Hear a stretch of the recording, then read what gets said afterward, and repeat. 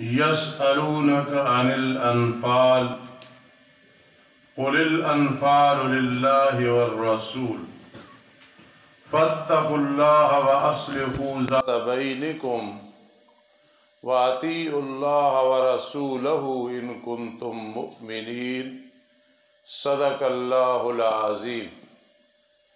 عزیز طلبہ کرام، قرآن مجید فرقان حمید کا دوسرا حصہ ہم پڑھ رہے ہیں بفضل اللہ و بتوفیق اللہ۔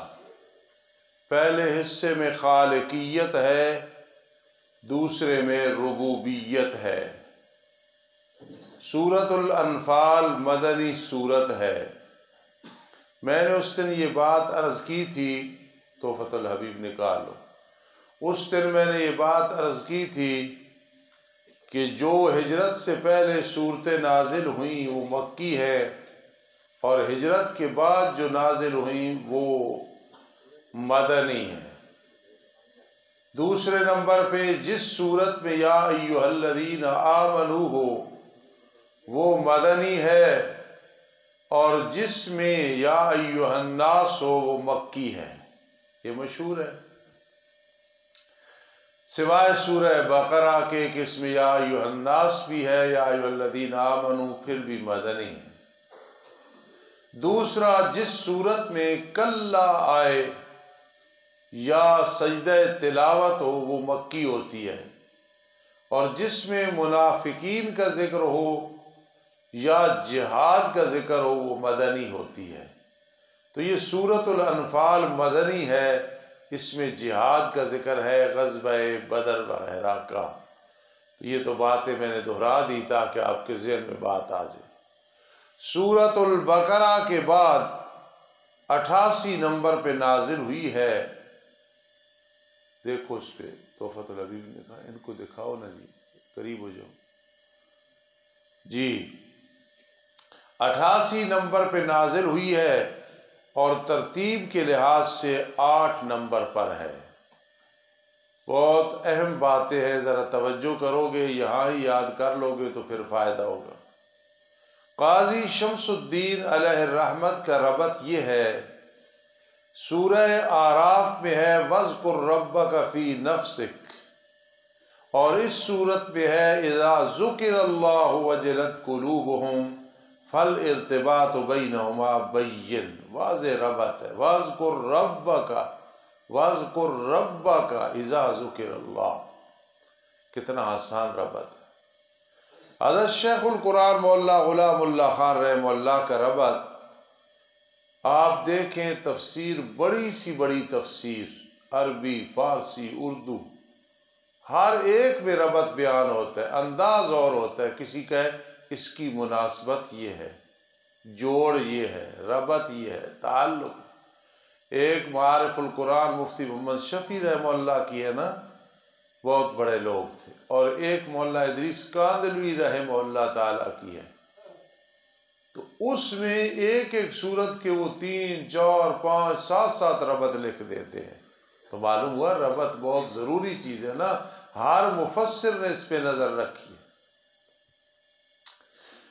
ربط اسمی حضرت شیخ کے نزدیک سورۃ الاعراف پہ مسئلہ توحید بلا خوف و خطر واضح کرنے کا بیان تھا، تو فرمایا مسئلہ توحید کو واضح کرنے کی وجہ سے مشرکین تمہارے ساتھ جنگ کریں گے، اور فتح کی صورت میں تمہیں اموال غنیمت حاصل ہوں گے، اس لیے تم انفال کی تقسیم اللہ کے حکم کے مطابق کرنا، اور اپنی مرضی کو تقسیم غنائم میں دخیل نہ بنانا۔ ایک لفظ میں ربط واضح ہو گیا، مسئلہ توحید کی خاطر جہاد کرنا پڑے گا، پھر غنیمت ملے گی، مال غنیمت ملے گی، اس کو تقسیم مرضی سے نہ کرنا، جھگڑا بھی نہ کرنا، اللہ کے حکم کے مطابق کرنا، جیسے نبی اکرم صلی اللہ تعالی علیہ وسلم بتائیں گے۔ اب معنوی ربط، سورہ مائدہ، انعام اور اعراف، نفی شرک فعلی، نظر و نیاز، منت بروتی غیر اللہ کے نام پہ نہیں دینی، نفی شرک فی التصرف، جب بھی تصرف کا لفظ آئے تو مطلب ہوتا ہے اعتقادی، عقیدے میں بھی شرک نہ ہو اور اعمال میں بھی نہ ہو۔ پوری تفصیل سے عقلی اور نقلی دلائل کے ساتھ بیان کر دیا گیا، اور سورہ اعراف میں بتایا گیا کہ اس مسئلہ کی وجہ سے تم پر مصائب آئیں گی، تنگ نہ ہونا، صبر کرنا۔ جہاں مشرکین کا زور ہوگا وہاں مومنین کو تنگ کریں گے، جس طرح پیغمبروں کو تنگ کیا گیا۔ اس لیے سورہ انفال اور توبہ میں وَقَاتِلُوهُمْ حَتَّى لَا تَكُونَ فِتْنَةٌ سے جہاد کا حکم نازل فرما دیا، اللہ کا دین بلند کرنے اور مشرکوں کو زور توڑنے کے لیے ان سے جہاد کرتے۔ ربط ایمانوی سمجھے؟ پہلے بیان ہو رہی نفی شرک فعلی، نفی شرک تصرف، پھر فرمائیے جہاد کریں گے، تنگ کریں گے، تم بہادر بن کے ان سے جہاد کرنا۔ بات ختم۔ مختصر خلاصہ، سورۃ الانفال کے دو حصے ہیں مولویوں۔ پہلا حصہ سورت کی ابتدا سے لے کے رکوع نمبر 4 میں نعم المولا و نعم النصیر تک ہے جی۔ اس میں ہے کہ مال غنیمت کی تقسیم اللہ کے حکم کے مطابق کرو، اور قوانین جہاد کا تذکرہ بھی ہے۔ اب حصہ اول میں 5 قوانین جہاد ہیں، وہ انشاءاللہ جب اب پڑھیں گے نا سورۃ الانفال تو میں بتاؤں گا پہلا قانون، دوسرا، تیسرا۔ اتنا ذہن میں رکھنا ہے کہ 2 حصے ہیں۔ پہلا حصہ سورہ کی ابتدا سے لے کے رکوع نمبر 4 تک نعم المولا و نعم النصیر، تقسیم اللہ کے حکم کے مطابق کرنی ہے۔ اس میں 5 قانون ہیں۔ بولو کتنے قانون؟ سب بولو۔ ایک یہ یاد کر لینا، ٹھیک ہے؟ 5 کی تفصیل بیچ میں آئے گی۔ حصہ ثانی میں قوانین جہاد، اب ذہن میں رکھنا، اس حصے میں 7 قوانین جنگ مذکور ہیں، 2 تمام مومنین کے لیے ہیں اور 5 خاص محمد الرسول اللہ صلی اللہ علیہ وسلم کے لیے۔ تو کتنا آسان ہے۔ پہلے حصے میں 5 قانون جہاد، دوسرے حصے میں 7 قوانین، 2 عوام کے لیے اور 5 میرے آقا محمد الرسول اللہ صلی اللہ علیہ وسلم کے لیے۔ پھر جب آپ سورت پڑھیں گے اس میں بتائیں گے یہ 2 کون سے ہیں اور 5 کون سے ہیں۔ بڑا آسان ہے۔ نیلوی شاہ صاحب کے نزدیک خلاصہ کیا ہے جی؟ خیال کرنا، جب دلائل عقلیہ و نقلیہ و وحیہ بیان کرنے کے ساتھ معاندین پر اتمام حجت ہو چکا ہے، پھر بھی یہ مشرک نہ مانے تو سمجھ لو یہ ضدی ہیں۔ اب وقت آ گیا تم مسلمانوں، موحدوں، ضدی مشرکوں سے جہاد کرنے کے لیے تیار ہو جاؤ، پوری تیاری کر لو، جہاد کے قوانین سیکھ لو، تنظیم اور اتحاد اشد ضروری ہے۔ آسان کریں۔ نیلوی شاہ صاحب رحمہ اللہ فرماتے ہیں جب مسئلہ، اللہ فرماتا میں نے مسئلہ توحید بیان کر دیا نا محمد الرسول اللہ صلی اللہ علیہ وسلم کی زبان عطر سے، اب یہ جو نہیں مارتے ضدی ہیں، اب وقت آ گیا ان سے جہاد کرو۔ پھر کیا ہوا؟ مارکہ بدر ہوا، جنگ بدر ہوئی۔ آخری بات سن لیں، فقیر کے نزدیک ربط یہ ہے کہ سابقہ صورت میں ہے وَإِذَا قُرِئَ الْقُرْآنُ فَاسْتَمِعُوا لَهُ، جب قرآن پڑھا جائے چاہے ویسے کو پڑھ لو، کان لگا کے سنو۔ لیکن یہ آیت نازل ہوئی جب امام قرات کر رہا ہے، چاہے مغرب ہے، فجر ہے، عشاء ہے، ظہر ہے، عصر ہے، سری ہے، جاری ہے، امام کے پیچھے قرات نہیں کرنی، نہ سورہ فاتحہ پڑھنی ہے، نہ کوئی اور آیت پڑھنی ہے۔ جو پڑھے گا تو قرآن کی مخالفت کرے گا۔ وَإِذَا قُرِئَ الْقُرْآنُ فَاسْتَمِعُوا لَهُ، جب قرآن مجید پڑھا جا رہا ہو تو کان لگا کے سنو، جن میں قرات اونچی ہوتی ہے، فجر، مغرب، عشاء۔ زور اور عصر میں پھر امام کے پیچھے پڑھ لینی چاہیے، وہ قرات نہیں کر رہا، نہیں۔ وَأَنصِتُوا، وہ جو آہستہ کر رہا ہے اس میں تم انصتو، خاموش رہنا ہے۔ ارشاد کہتے ہیں کہ زبان نہ چلے، ہونٹ بند رہے۔ تو یہ میرے نزدیک ربط یہ ہے کہ سابقہ صورت میں ہے وَإِذَا قُرِئَ الْقُرْآنُ فَاسْتَمِعُوا لَهُ وَأَنصِتُوا، اور ادھر آ گیا کہ جو قرآن کو توجہ سے سنتے ہیں وجلت قلوبہم، ان کے دل ڈر جاتے ہیں، ان کے ایمان میں اضافہ ہوتا ہے۔ اللہ قبول فرمائے میرا یہ ربط۔ اور اس کے بعد پھر ایک امتیاز سن لیں، سورت ممتاز ہے میدان جنگ کے قوانین بیان کرنے میں، ٹھیک ہے۔ حضرت لکھتے ہیں مولانا طاہر پنجپیری کے شاگرد، تو انہیں کا ممتاز ہے، امتیاز ہے کہ یہ سورت ممتاز ہے میدان جنگ کے قوانین کے بیان کرنے پہ۔ اور اگر یہ بھی ساتھ ملا لیں میری طرف سے تو آسانی ہوگی کہ یہ سورت ممتاز ہے جنگ بدر کا، اس میں ذکر ہے جنگ، انشاءاللہ العزیز نماز کے بعد سورہ انفال شروع کریں گے۔ بہت آسان ہے کہ پہلے ربط قاضی صاحب کا شیخ کے دورہ بر مختصر خلاصے میں پہلے حصے میں 5 قوانین، دوسرے میں 7، 2 عوام کے لیے، 5 میرے آقا علیہ الصلاۃ والسلام کے لیے۔ نیلوی شاہ صاحب کا خلاصہ بڑا آسان ہے، ان ضدیوں سے جہاد کرو۔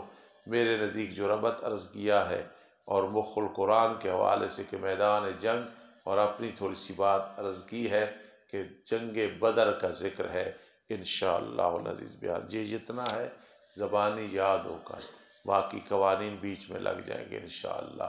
ربنا تقبل منا الشیطان الرجیم، بسم اللہ الرحمن الرحیم۔ یسألونک عن الانفال، صدق اللہ العظیم۔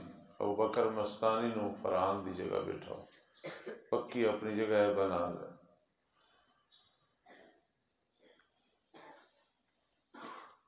وجہ تسمیہ، توجہ کرنا، ساتھ ساتھ لکھنا ہے جس نے لکھ لینا۔ انفال نفل کی جمع ہے جس کا معنی ہے مال غنیمت۔ اس صورت میں بھی چونکہ مال غنیمت سے متعلق احکام کا ذکر ہے، اس لیے اس کا نام الانفال ہے۔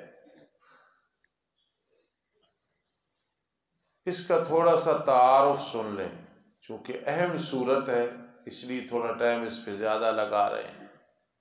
سورہ انفال ترتیب نزولی کے اعتبار سے مدنی صورتوں میں سے دوسری صورت ہے، جو مدینہ منورہ میں غزوہ بدر کے بعد نازل ہوئی۔ اس صورت میں زیادہ تر مضامین غزوہ بدر کے موقع پر مشرکین کے انجام بد، ناکامی اور شکست، اور ان کے مقابلے میں مسلمانوں کی کامیابی اور فتوحات سے متعلق ہے، جو مسلمانوں کے لیے احسان، انعام، کفار کے لیے عذاب اور انتقام تھا۔ یہ بات ذہن میں رکھنی۔ اس صورت میں 75 آیات ہیں، 10 رکوع ہیں اور 1253 کلمات ہیں اور 5522 حروف ہیں۔ ربط بیان ہو چکا ہے۔ فضیلت سن لیں اس سورت کی۔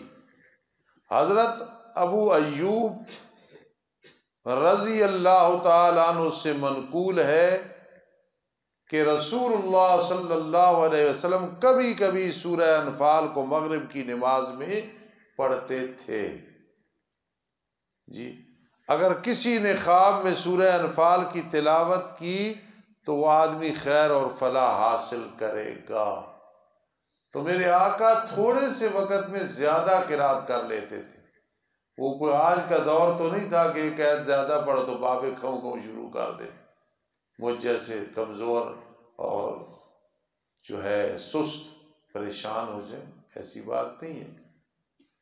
دوسرے نمبر پہ یہ بات ذہن میں رکھنی ہے کہ آج اگر پوری سورہ انفال نہیں تو سنت سمجھ کی کوئی چند آیات یا جتنی پڑھ سکے وہ مغرب میں پڑھ لے تو سنت پہ عمل انشاءاللہ ہو جائے گا۔ وَيَسْأَلُونَكَ عَنِ الْأَنْفَالِ قُلِ الْأَنْفَالُ لِلَّهِ وَالرَّسُولِ فَاتَّقُوا اللَّهَ وَأَصْلِحُوا ذَاتَ بَيْنِكُمْ وَأَطِيعُوا اللَّهَ وَرَسُولَهُ إِن كُنتُم مُّؤْمِنِينَ۔ یہ جو میں اب بیان کرنے لگا ہوں ذہن میں بٹھا لینا اور پھر اس کو دہرا لینا، پوری توجہ کریں۔ غزوہ بدر جو کفر اور اسلام کا پہلا معرکہ تھا، اس میں جب مسلمانوں کو فتح ہوئی اور مال غنیمت حاصل ہوا تو صحابہ کرام رضی اللہ تعالیٰ عنہ کے درمیان اس تقسیم کے متعلق ایک ایسا واقعہ پیش آ گیا جو اخلاص کے شایان شان نہ تھا، جس پر ان کی پوری زندگی ڈھلی ہوئی تھی۔ حضرت عبادہ بن صامت رضی اللہ تعالیٰ عنہ سے کسی نے آیت مذکورہ میں لفظ انفال کا مطلب پوچھا تو فرمایا یہ تو اصحاب بدر کے بارے میں نازل ہوئی، جس کا واقعہ یہ تھا۔ اب یہ سننا، مال غنیمت کی تقسیم کے بارے ہمارے درمیان کچھ اختلاف پیدا ہو گیا جس نے اخلاق عالیہ پر برا اثر ڈالا۔ اللہ نے اس آیت کریمہ کے ذریعے اموال غنیمت کو ہمارے ہاتھوں سے لے کر رسول اللہ صلی اللہ علیہ وسلم کے سپرد کر دیا۔ آپ صلی اللہ علیہ وسلم نے سب شرکائے بدر میں مساوی تقسیم کر دیا، لیکن درمیان میں بات سننا، کسی شیعہ یا نیم شیعہ کو موقع نہ ملے۔ اگر صحابہ کرام سے کچھ فرق لگا، اجتہادی غلط فہمی ہوئی، اللہ نے معاف کر دیا ہے، اس کو مشن اور معیار نہیں بنانا۔ ہوا یوں کہ ہم سب غزوہ بدر میں رسول اللہ صلی اللہ علیہ وسلم کے ساتھ نکلے۔ فریقین میں گھمسان کے جنگ کے بعد اللہ نے دشمن کو شکست دی تو اب ہمارے لشکر کے 3 حصے ہو گئے۔ توجہ کرنا، کچھ صحابہ کرام نے دشمن کا تعاقب کیا تاکہ پھر وہ واپس نہ آ سکے، ایک یہ ہو گئے۔ کچھ مال غنیمت جمع کرنے میں لگ گئے، 2 ہو گئے، کچھ تعاقب کچھ جمع۔ کچھ رسول اللہ صلی اللہ علیہ وسلم کے گرد جمع رہ گئے کہ آپ پہ چھپا ہوا دشمن حملہ نہ کر دے۔ اب 3 گروہ، ایک تعاقب، غنیمت اکٹھے کر رہے ہیں، پہرا دے رہے ہیں۔ جب جنگ ختم ہوئی اور رات کو ہر شخص نے اپنے ٹھکانے پر پہنچا تو جنہوں نے مال غنیمت جمع کیا تھا وہ کہنے لگے یہ مال تو ہم نے جمع کیا ہے، یہ تو ہمارا ہے، اس میں اور کسی کا حصہ نہیں۔ جو دشمن کے تعاقب میں گئے انہوں نے کہا ہم سے زیادہ اس مال کا حقدار کوئی نہیں، کیونکہ ہم نے ہی تو دشمن کو پسپا کیا اور تیرے لیے تمہارے لیے یہ موقع فراہم کیا، تم بے فکر ہو کر مال غنیمت جمع کرتے رہے، ہمیں دو۔ جی، اور جو رسول اللہ صلی اللہ علیہ وسلم کے گرد جمع رہے انہوں نے کہا کہ اگر ہم چاہتے تو ہم بھی مال غنیمت جمع کرتے، تمہارے ساتھ شریک ہوتے، لیکن ہم عام کام کی یعنی نبی اکرم صلی اللہ علیہ وسلم کی حفاظت میں مشغول رہے۔ صحابہ کرام رضی اللہ تعالیٰ عنہ کی یہ گفتگو رسول اللہ صلی اللہ علیہ وسلم تک پہنچی۔ اس پر آیت نازل ہوئی کہ یہ مال اللہ کا ہے، اس کا کوئی حقدار نہیں ہے بجز اس کے کہ جس کو رسول اللہ صلی اللہ علیہ وسلم عطا کرے۔ پھر آپ صلی اللہ علیہ وسلم نے تمام شرکاء میں مال تقسیم کیا اور سب کے سب اسی فیصلے پہ راضی ہو گئے، اور ان کے خلاف شان جو صورتحال باہمی مسابقت کی پیش آ گئی تھی اس پہ نادم ہوئے۔ بات سمجھیے کہ بڑی اہم بات ہے کہ 3 گروہ ہو گئے، ایک تعاقب کے لیے، ایک مال غنیمت جمع کر رہا ہے، ایک میرے آقا کے ارد گرد بیٹھے۔ جی، ہر ایک نے کہا ہمارا حق بنتا ہے۔ تعاقب کرنے والا ہم نے کتنا بڑا کام کیا ہے، جمع کرنے والوں کا اصل کام تو ہم نے کیا ہے، پہرا دینے والوں نے کہا اصل کام تو ہم نے کیا ہے۔ تو اللہ نے حکم دیا کہ ان کے بعد درمیان مال غنیمت تقسیم کرو تاکہ اختلاف نہ ہو اور یہ صورتحال بگڑے نہیں۔ اس لیے تو یہ ذہن میں رکھنا ہے، اس میں جنگ بدر کا ذکر ہے جو بیان کیا۔ آج کافی ہے کہ آگے چلیں؟ کافی؟ الحمدللہ رب العالمین والعاقبۃ للمتقین والصلاة والسلام علی رسول محمد وآلہ واصحابہ اجمعین۔ ربنا آتنا فی الدنیا حسنہ وفی الآخرۃ حسنہ وقنا عذاب النار۔ اللہم انا نسألک العفو والعافیۃ فی الدین والدنیا والآخرہ۔ اے رب کائنات، ہماری محفل قرات کو اپنے دربار میں قبول فرما۔ اے اللہ، جتنے بیمار ہیں تمام کو شفا عطا فرما۔ اے اللہ، جتنے بیمار ہیں تمام کو شفا عطا فرما۔ اللہم نجنا من البلیات اللہم اغفرنا من البلیات، اللہم اغفر لنا وتب علینا انک انت التواب الرحیم، اللہم استر عوراتنا وآمن روعاتنا، اللہم یسر، اللہم سہل مشکلات الدنیا والآخرہ، اللہم سہل مشکلات الدنیا والآخرہ، ربنا ولا تحملنا ما لا طاقة لنا به واعف عنا واغفر لنا وارحمنا انت مولانا فانصرنا على القوم الكافرين، رب ارحمهما كما ربياني صغيرا، رب ارحمهما كما ربياني صغيرا، رب ارحمهما كما ربياني صغيرا، اللهم انزل علينا ماء مباركا برحمتك.